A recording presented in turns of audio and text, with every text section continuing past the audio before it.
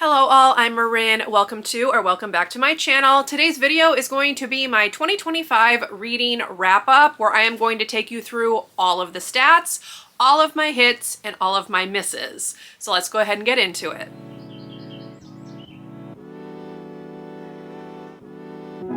So how this is going to work is I'm going to first take you through all of my general reading stats for the year, and then at the end of the video I will share the things that I loved and did not love. So let's go ahead and just talk statistics. In 2025 I read a total of 128 books. This works out to 39,431 pages and just over 615 hours of listening, because audiobooks are my primary way of reading, or were in 2025. And that works out to 76 audiobooks, 10 ebooks, 7 physical books, and then 35 that were some kind of mixture, either a tandem read where I was listening and reading physically, or a mixture of jumping between formats. So I might have read a little bit physically, then done the audio, etc. So obviously audiobooks are a big factor in my reading, and that's how I get the majority of my reading done. So let's move on now to genres. I did read 36 fantasy books in 2025 for my top genre, followed up by 16 romance, 15 thrillers, 13 historicals, 12 horrors, 10 nonfiction, 6 classics, 5 contemporaries, 5 mysteries, 4 sci-fis, 3 dystopians, 2 magical realisms, and 1 paranormal. So that is the mix. Obviously, fantasy, romance, and thriller and mystery were my highest genres, but I was surprised that I did manage to get 6 classics in without even really focusing on that for the majority of the year. I had a goal to read 6 classics, so it's nice that I was able to check that off, even though I wasn't really thinking about it all that hard for most of the year. In terms of the audience for the books, I did read 92 adult books, 23 young adult books, 9 children's books, which were Nancy Drew's for the most part, and 4 middle grade books. I acquired the books via a number of ways, but 60 of them were from my own TBR, which is great. I also borrowed 49 of them from my library. I purchased 7 of them from Audible this year. 4 of them were from Everand, and then 7 of them were from Internet Archive, because that is how I was reading the Nancy Drew books, so that is kind of my other category. So in terms of series versus standalone, 74 of them were standalone books, but 54 were series books. 11 of those series books were actually series finales, which is higher than the total that I gave you in my series recap, which I will link up above, because I guess I left something out. I'm not really sure, but when I was totaling everything up, it's actually 11 series finales. So I almost reached the mark of 12 series finales, so I cannot complain too much at all. All right, now let's talk about authors. I did read 45 new to me authors, and I read 13 debut novels. So not necessarily new to me authors, just an author's debut novel, if that makes sense. 70 of the authors that I read were returning, and the top 5 authors that I read break down as Shauna Maguire in the #1 spot with 8, because I was catching up on the Wayward Children series this year. 7 were from Carolyn Keene, because I was reading the Nancy Drew series this year. 6 were from Megan Whalen Turner, because I read the entirety of the Queen's Thief series this year. 5 were from B.K. Borison, because I was finishing the Love Light Farm series and then read 2 other books by her. And then coming in at #5 is Brenna Thumler, who is a new to me author. I read 3 books by her, all of which were her Sheets graphic novel series. Now let's just do some fun statistics. So my spreadsheet that I use calculates out the cover colors. So just for fun, I read 29 books with primarily blue covers, 19 with primarily black covers, 15 with primarily green covers, 11 with primarily orange covers, which is interesting because I didn't think I had that many, and then 10 with primarily red covers. So those were my most read cover colors, if you were curious. In terms of countries, 59 of the books I read were set in the United States. 7 of them were set in some part of the United Kingdom, whether that's Scotland or England or Wales, etc. And then 4 of them were set in Canada. In terms of publishers, I read the bulk of my books from Penguin Random House, which makes sense. They're such a big conglomerate that a lot of books come from them.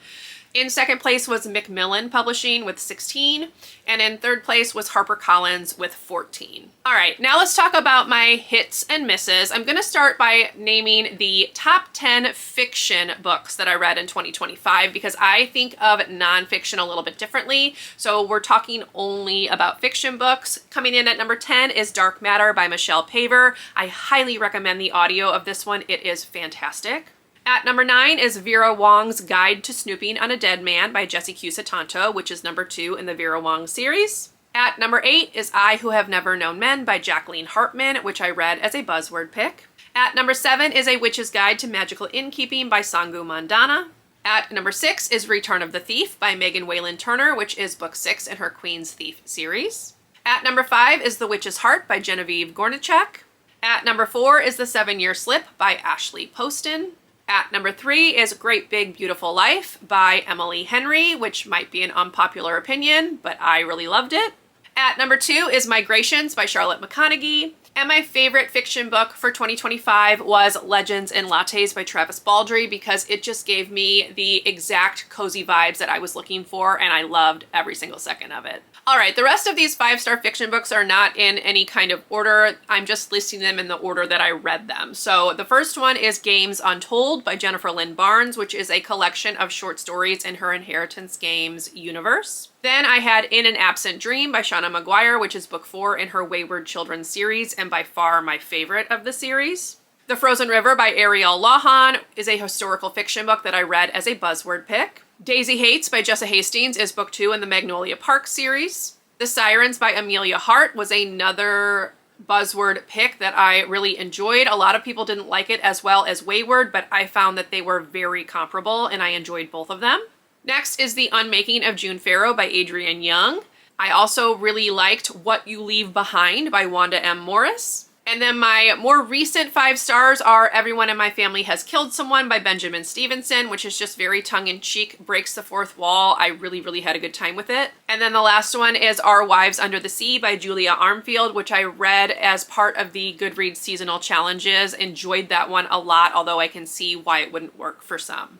All right, let's talk now about the nonfiction books that I really liked. Again, these are not in any order except for the order that I read them. So we have The Quiet Damage by Jesslyn Cook, which is looking at the QAnon movement. Uncomfortable Conversations with a Black Man by Emmanuel Acho, which I did vlog and will link up above, along with this next one, which is One Day Everyone Will Have Always Been Against This by Omar El Akkad. I also read Midnight in Chernobyl by Adam Higginbotham and really enjoyed that one. And then the final one that makes this list is I'm Still Here by Austin Channing Brown, which is more memoir, but really powerful and I would recommend. Okay, we're gonna conclude by talking about the misses, the books that I did not like that I expected to, and we're going to start off with my 4 DNFs from 2025. So first up, we have one that's probably unpopular, but that is First Time Caller by B.K. Borison.